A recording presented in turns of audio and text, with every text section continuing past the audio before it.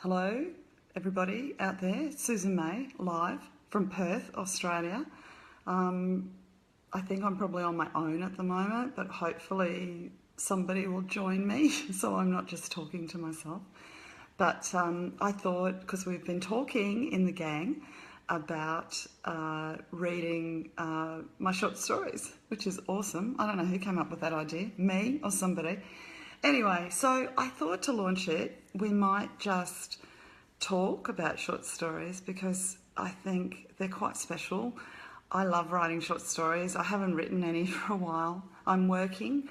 I think somebody's watching. Oh, two people are watching. Oh, see, I haven't done live video like this. Oh, Jan Irwin Klein has joined. Hi, Jan. Short stories have really helped me get going as an author, and I've been writing them since I was really young, like a lot of us. And my husband's right next to me because he's going to monitor. If there's 10 million people turn up, then he can tell me if the questions get out of hand. And look, please feel free to ask questions, whatever you'd like, if you can understand my Australian accent.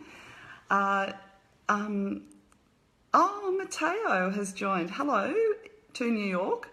And Jan has been really good. She's been helping me do some editing as well. Hi, Matteo. I hope I'm saying your name right. Jan's been actually helping me edit some of my work. I'm an adder, I think. Oh, Jane's there. Hi, Jane. It's like my old friends. Oh, Jan says she loves my accent. Anyway, Carol's joined. Hello. Carol's in Australia. She's actually in my state, but in a country area. Anyway, I was going to talk about short stories. My husband's tapping me if I talk too loud because it's actually 10:30 at night here and the children are all asleep. Facebook's joined and congratulated me on my most commented on live video yet. So that's hilarious. Anyway, I thought I'd talk about short stories. Hi, Jane. Because, I know there's a few people that follow what I'm doing and they are wondering, how you end up writing books and how I might have got to where I am. Because this year I've sold a lot of books, thanks to you guys, and people have found me. I guess you've spread the word, which is pretty exciting. So up until now, I've probably sold just under 100,000 books, which is mad. Not many reviews left. I don't know what those people do, but so that's really exciting. I never expected that. So I actually am quite shocked that I ended up writing novels because I got a bit stuck writing short stories, but I'll go back to the very beginning. So when I was young, I decided really, really at a very young age that I would... What are you wowing, Matteo? No, we can't hear anybody. You can only hear me, which is horrible. But Matteo's asked if they can be seen, or if you guys can be seen or heard. No, but if you write, I can actually see your comments. So we'll all learn about Facebook Live together, I think. Anyway, when I was young, I thought I was going to be a writer. Like, I'm talking really, really young, and somehow a whole bunch of stuff got in the way. But up until about the age of 25, 26, I was totally on the course of being a writer. It's all I wanted to do.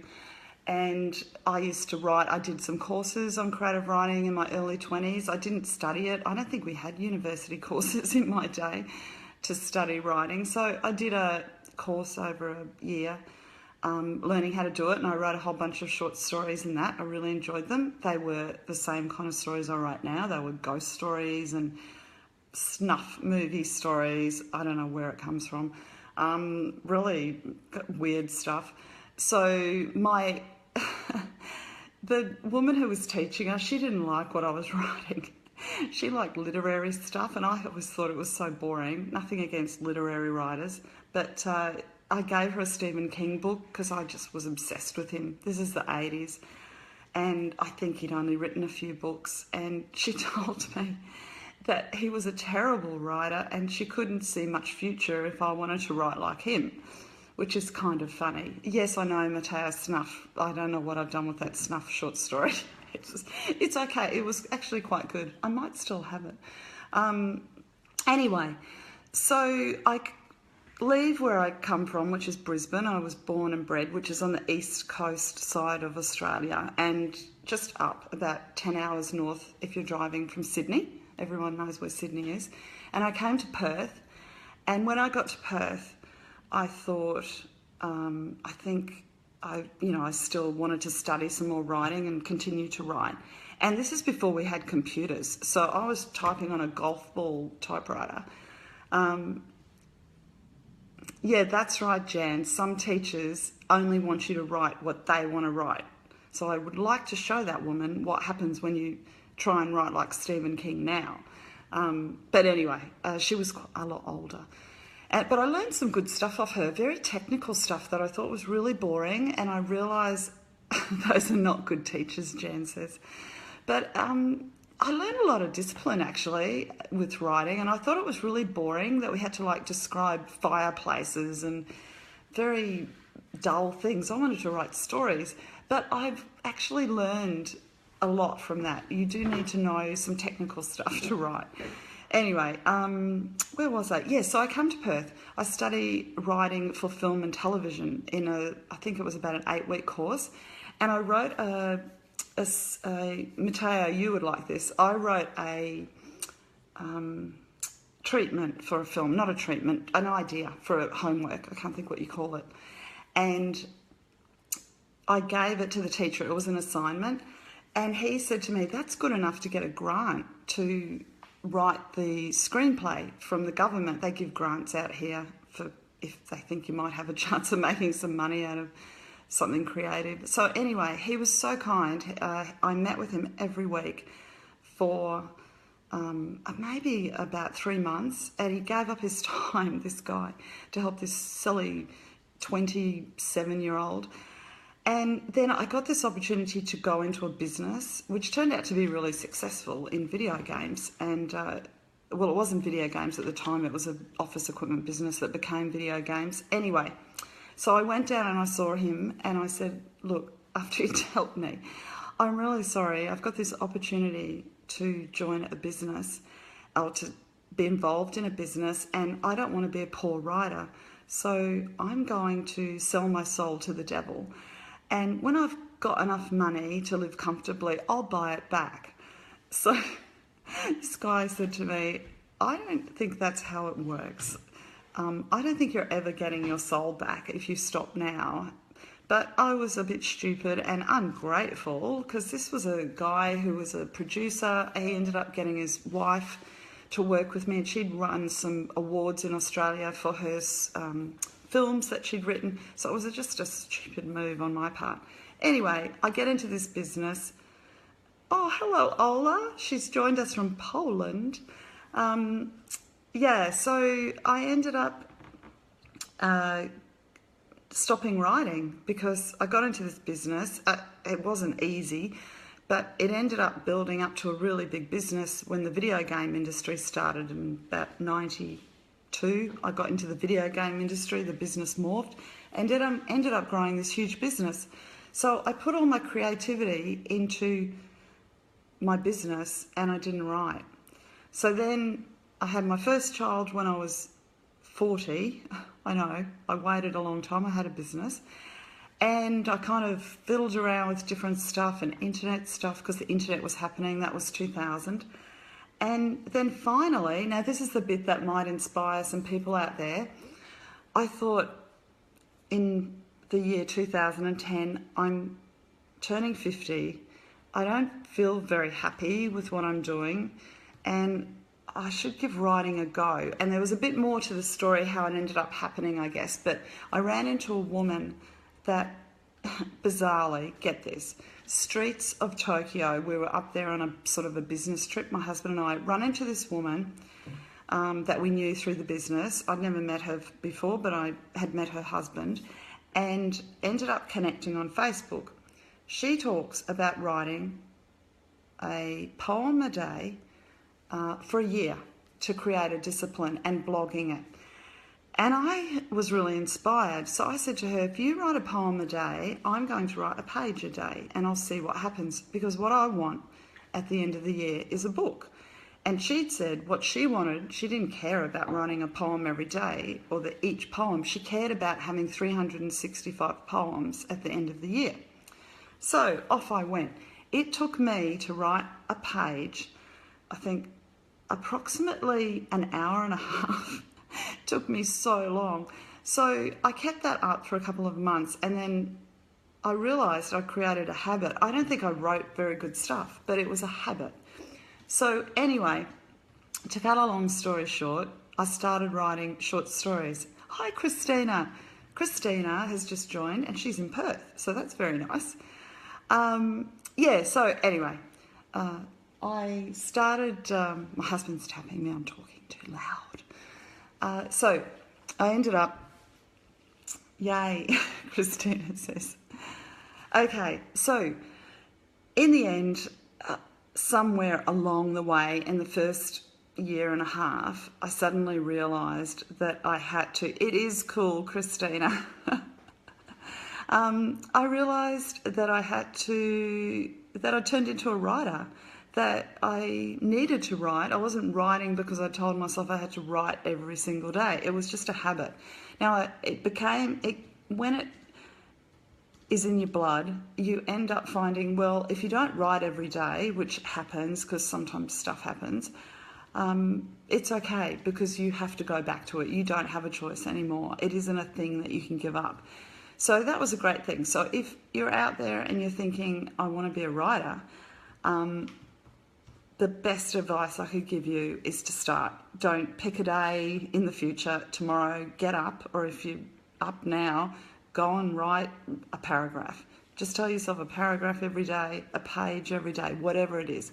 Now, if I get the time, in an hour, I can usually write about 2,000 words, which is maybe 8 pages at, going full pelt. It's not very nice, but that's what you do on a first draft. Anyway, we were going to talk about short stories, so that's sort of a very long... Jan's commenting, because Jan has taught writing. Yes, establishing the discipline of daily writing is important. That's correct.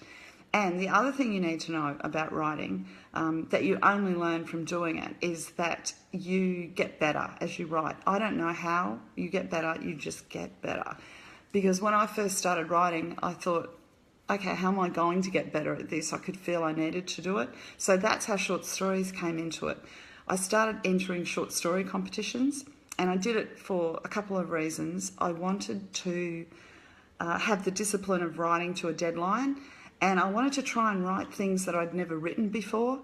So I wrote in genres that were weird. I had to look them up. Like, I had to look up steampunk. I'd never heard of steampunk. So I wrote a story for a competition called Ring Ring, which we're going to read because it's in the collection, because I wanted to write a story that was set in, basically steampunk is just set in the steam engine era, but you have to have equipment that's there that is modern. So it's kind of a weird little subgenre, and I don't really think I nailed it, but I actually got a highly commended for that story. So yeah, that's what I started to do. So I entered a bunch of competitions, and my heart was very delicate. If I didn't win the first couple, I cried. You know, they write to you and say you didn't win, and I think I cried on my husband's shoulder. But I kept going, and then I entered a competition, and I put in 2 stories actually. And my husband came into the bedroom on this particular morning, and he checked the emails, and he looked devastated. He looked like he was going to cry. And I said to him, "What's happened? Somebody died?" And he goes, "No." He was like this, "No, they've written to you. You've actually," I came third in the competition, and one of the other stories was highly commended. So that was the first time that I was published as a short story. Not really the first time, but the first time since I started writing properly, and that was, there's the book, Tales from Another Realm.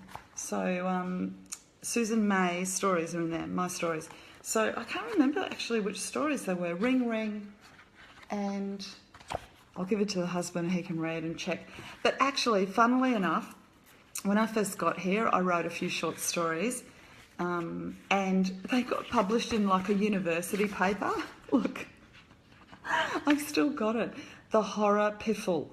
Now, in here, and this one, they're like little tiny little things. Look at them. So they'd be 1988, and I think this one's 89. So they're 30, almost 30 years old. So 28, I must have been. Yeah, so I don't think these ones have been published. So I'm going to publish them eventually. I'll just get back to them and fix them up a little bit. So Ola said, I tried writing 2 stories, but I had problems with the middle of the books. Oh, Jan, that's nice. What kind of problem? Oh, James joined. Hello, James in the UK. So for anyone who's just joining in, who doesn't know me, who's just seeing me on their stream, or what's it called? Feed, Susan May is the name. Writing is the game. So we're talking about short stories, okay? And then another short story that I'd submitted didn't succeed in a competition, but then the editor wrote to me and said, look, we have 3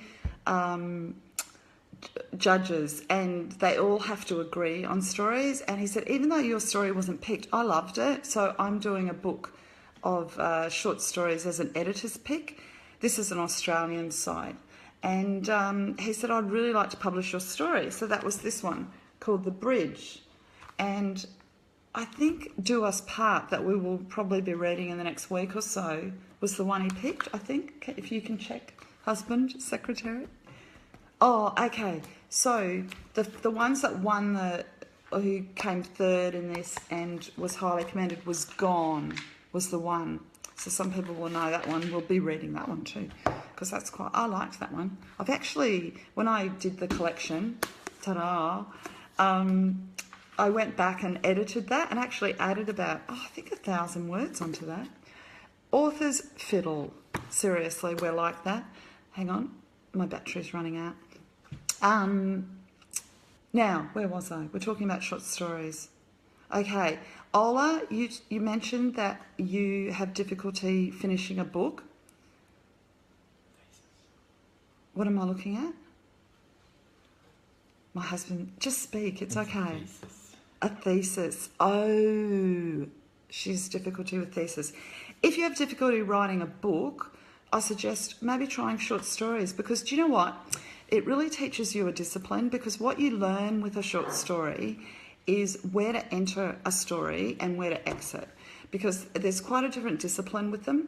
Now, the reason that I kind of learned how to write short stories was that I read a lot of short stories. Now, I have been reading short stories since very young, as we all have, but I used to read, I dragged out some old books. These are so old. Arthur C. Clarke, short stories.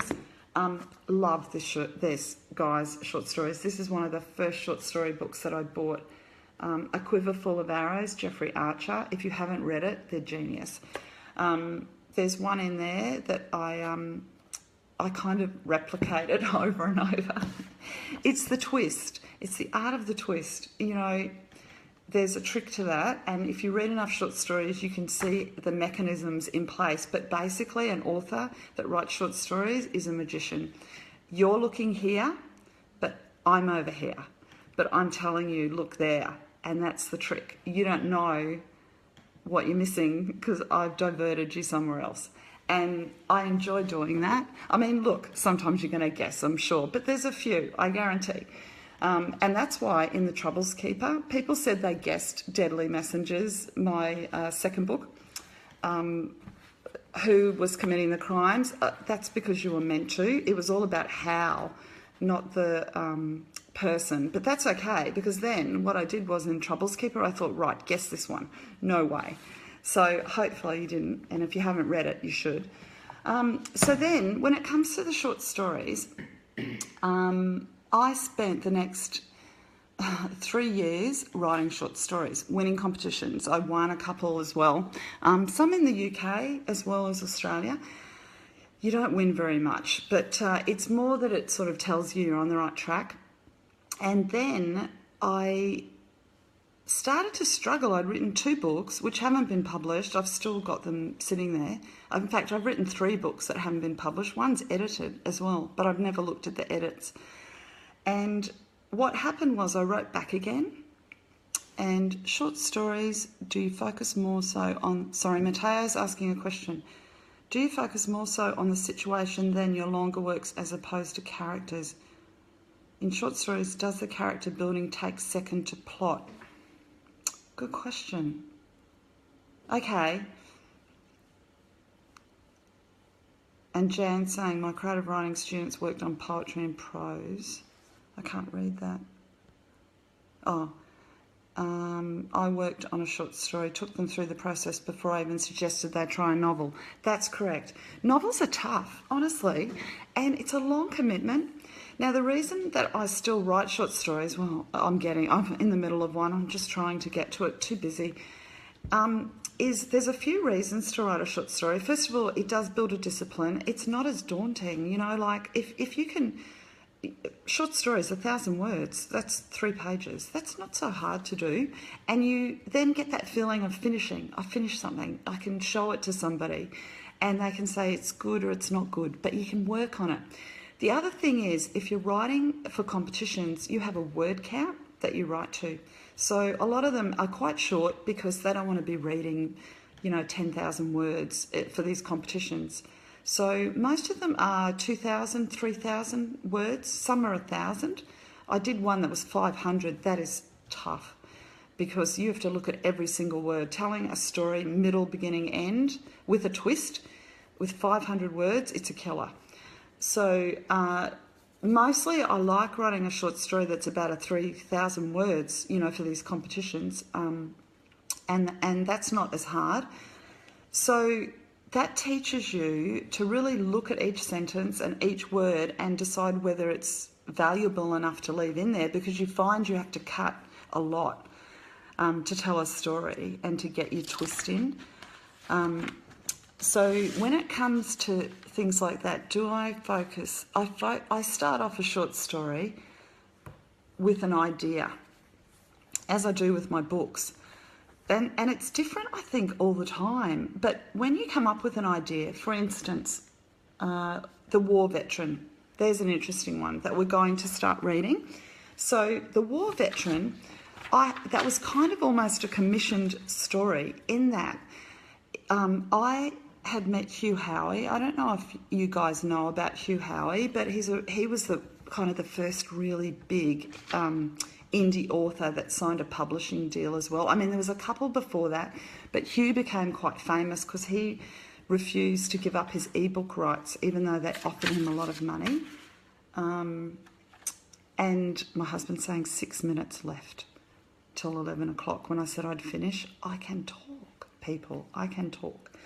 Anyway, so I interviewed Hugh Howey because I heard about him, and up until 2013, I was on the path of building a bit of a good resume so that I could get a publishing deal.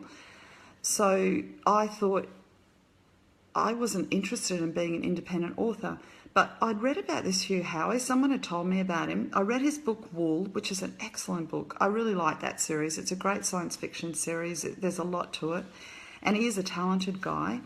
And I wrote to him and said, can I interview you? Because I was writing for a US magazine at the time, doing film and book reviews called Suspense Magazine. So I thought I'll write an article for Suspense. And he was so great to talk to. I just did it by email, and he was very inspirational. And by the time I'd finished talking to him, I thought to myself, I'm going to be an indie author. This just sounds better. And this is when it was thought to be... you couldn't get a publishing deal, so you were an indie author. But I'd never tried to get a publishing deal. And in fact, I've got a lot of friends in publishing. My best friend works for HarperCollins, but I don't I don't want a publishing deal because I can do my own stuff and write when I want, you know, and put out more books if I want, and I don't have to wait. So anyway, that aside. So I meet Hugh. I decide I'll use Hugh's editor, David Gatewood. And I said to David, this is before he's become so busy and quite a big editor, we should do a collection of indie author short stories. So I was doing it with David and another guy called Brian, who's still a friend of mine. He's a writer. And so I had to come up with a really good short story because I'd invited Hugh because I thought we'd get some publicity. Would Hugh like to put a short story in the book? Long story, ended up getting him, and some really big indie authors of the time like Jason Gurley, who is done pretty well, Anne Fraser, who I think some of you know. She's a huge thriller author, New York Times bestseller, USA Today bestseller. I think currently one of her books is in the top 100 on Amazon. So she's became a friend of mine, which is really nice. So she's had a short story. So I didn't know her, but between everyone, someone knew someone.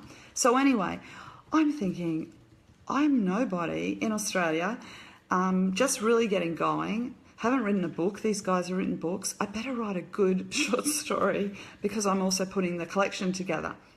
So War Veteran was the story that I came up with. I was sitting watching a movie at the cinema, and what's the name of the author? It escapes me. Sorry about that. I'll come up with it. It's somewhere in the book Secretary. If you can find it, I say what I was watching. Anyway, and one of the characters talked about how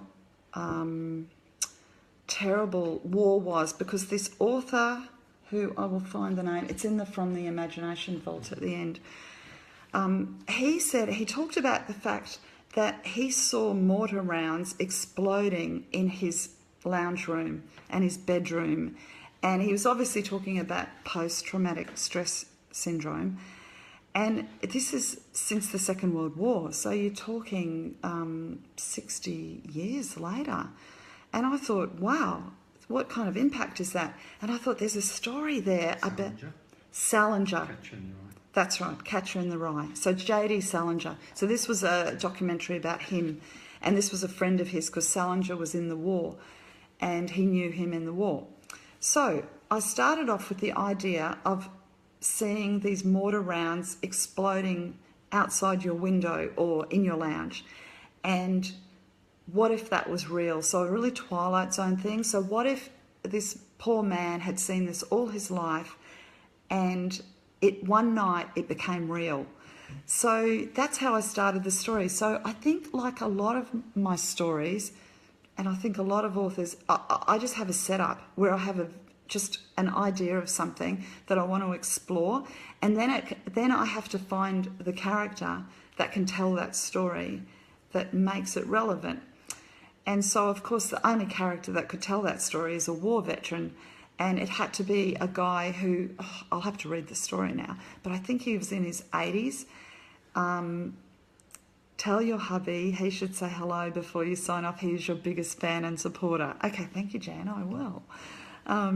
So anyway, with that story, I think it starts with the setup because I'm not a literary author, and I think people who write genre fiction always start with some kind of setup. So they ask the question, what would happen if this happened, or why, or how would that feel? So that's what I did with War Veteran. I wanted to know why these things became live, like why suddenly did an explosion happen for real outside his house? Why was there a grenade in the garden exploding, and why was he suddenly seeing snipers? But then what happens if you write a lot? It's a magical thing. I don't know how it happens. It doesn't happen to begin with. You have to write a lot. Stephen King calls it hypnosis, self-hypnosis. But suddenly the story is not yours anymore. It's the characters. And you're merely telling a story. And it's as much a surprise to you as it would be to the reader what happens. So in The War Veteran, without giving a lot away, he told me why he saw these things still, these mortars exploding, he suddenly told me why he had this post-traumatic syndrome that was more than just that it was something to do with guilt. And at the end of it, I looked at it and thought, wow, that's a heck of a story. So I don't take full credit for these stories that I write. They are truly the character stories because they become real. In the case of The Troubles Keeper, that character, Rory Fine, is real. He totally invaded my head for about 6 months. I couldn't get him out of my head. I knew what he would do because I loved that setup of a guy who could take people's troubles. But I honestly, his personality is his personality. He spoke, he said the words. So, getting back to short stories, I think everybody has a different method of writing them, but I think they're really important because they teach authors how to write, and they also give you an opportunity to tell stories that you might not tell, because sometimes they don't need to be a book and they don't need to be more than 3 pages to tell a story. I think there's one that we'll read, and I cannot think of the name, about a mother who can't get her son up in the morning, and there's a reason for that. It's a really short story. I wrote that for a competition. I think it's 1,000 words, but it doesn't need to be more than that. And it gives you that opportunity. Matteo's saying he hates it when those characters act like that. I love it, Matteo. Then I don't do anything. It's free. It's a free book, a free story for me. Sometimes you've got to rein them in. For instance, in Deadly Messengers, I know a lot of you have read Deadly Messengers. There's a scene towards the end that is shocking, I know, and someone dies. And when that happened, nothing to do with me. I said to the character, "Are you sure? People are not going to be happy with you." And they said, "Yes, it has to happen." And I go, "I don't want it to happen. I really don't want this to happen. I'm going to cop flack for this." And sure enough, no, insisted. So sometimes don't blame me, okay? I'm a really nice person. I don't know why these characters that are really quite dark decide I have to tell their story. But anyway, getting back to the short stories, I've probably talked enough. My husband's saying it's way past when I said I was going to talk until, and my battery's running out as well on my phone. But I hope I've kind of answered some of your questions. But I think the other reason I do write short stories is I like to see what something looks like on the page, because I tell my husband sometimes, I've got this great idea for a time travel story about this girl who goes back to explore her family history, and there's been some murders and she gets dragged into them, and of course I'm talking about Where We Once Were, that I am writing the book for. And I needed to write a few pages of that to see what did it look like, what did the characters sound like, and did it seem interesting once I started writing it. And of course it took me 2 pages and I thought, oh, this is a great story. And then Jan's saying that the dark characters come from the inner recesses of my mind. I hope not. I don't know. Look, I think when I grew up, that's all I wanted to read. I read all these comic books, Creepshow, watched Twilight Zone. They were also big in the 70s and the 60s, Outer Limits, Twilight Zone. I loved all that stuff. And it was all irony and twists, and sometimes, you know, it made you really think about stuff. And same with the comic books, you know. I did read the Archies and I liked some of those, but the ones I really liked were Creepshow and nasty stuff and Twilight Zone comics. And so I think that just all went in my head. It was what I enjoyed reading. I used to get some really weird books. I read The Exorcist when I was 13. I was a good reader and I was quite a prolific reader, and so at 13 I'm reading these really dark books, went to see the movie, scared the pants off me, and I did used to get scared, but I think that's just all in my head, and like you say, it's in the inner recesses, but it's just fun.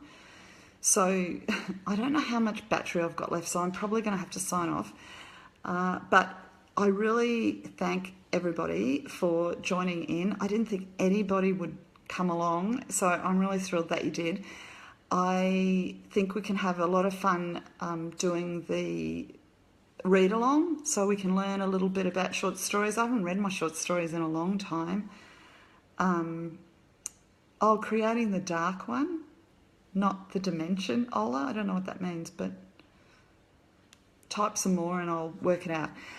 Yeah, and look, what we can do is after we've started the read along, maybe after a couple of days I can do a live video and you can ask some more questions live if you like the live videos. If you don't, if I'm annoying or boring, that's okay. Oh, okay, Jan says do it again. Oh, Christina's learning. Good. Okay, I try and teach. I can talk more about the writing process if we've got people, you know, on another one, if we've got people that are interested in learning a little bit and learning the discipline and how to get ideas and stuff. It's all stuff you learn, honestly, as you go along. Oh, glad you liked it, Jane. I'm so pleased. It's so weird. I wish I could physically talk to you. But anyway, I've got to sign off. So we'll read The War Veteran. Tell me what you think. And look, if you don't like it, you can be honest. It's okay. I've got very tough skin now. I don't cry. I don't get upset. It comes with the territory. We don't all like the same stuff. We don't all agree. And that's a good thing, you know. And you're going to like some things more than others, and stuff I write more than other stuff I write. I hope I've got better books coming. And you'll say, this is the best book, and it might stay the best book forever, and that's okay as well. I can handle it, and I don't mind honesty. Good night, Christina. You stayed up late. Okay, so I will catch up with you guys. Thank you for being part of my writing journey. You do not know how much you encourage me. Honest to goodness, it means a lot. It doesn't matter how many books I've sold or will sell. You guys are beyond important. I write for you. I want to just entertain you. That's it. It's no big deal. I don't think I'm writing masterpieces. I'm just writing some entertainment to while away some time. I enjoy it. If you enjoy it, that's all that matters, okay? Oh, the hubby. Okay, you want to see him? That's him. Say hello. Hello. And you can say hello in Italian. Ciao. Ciao, get out. Yeah, he's a great support. He always reads my books first and keeps me on the right track. Back to work, Matteo. Good to see. Okay. All right. I will say goodbye. This video will stay up. I'll post it so other people can read and comment, and please do. Oh, 50 comments so far. I've won a prize, I think, on Facebook. All right. Good night. Good afternoon. Good morning. Oh, hang on, I've said that wrong. Good morning, good evening, and good night. The Truman Show. Okay, thank you guys. I love you. Bye.